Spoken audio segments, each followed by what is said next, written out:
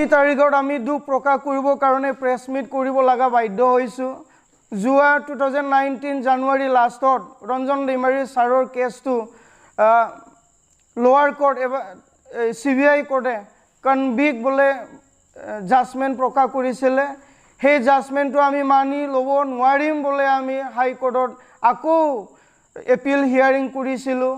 আহি আজিৰ তাৰিখত মাননীয় আদালতে ৰায়দান কৰিলে।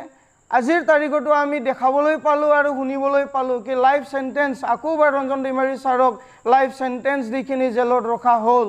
সেইবাবে আমি দুখ প্ৰকাশ কৰি অহাকালি 28 ছেপ্টেম্বৰ ৰাতিপুৱা 5 বজাৰ পৰা আইতাকা 29 ছেপ্টেম্বৰ ৰাতিপুৱা 5 বজালৈকে অৰ্থাৎ 24 ঘণ্টা আমি বন্ধ ঘোষণা কৰিছোঁ।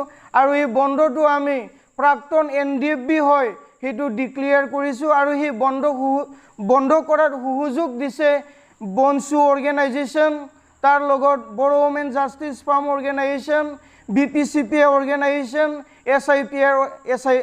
SIPR organisation.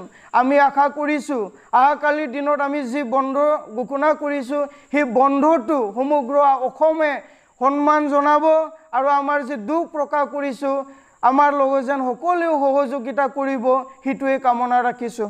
ধন্যবাদ।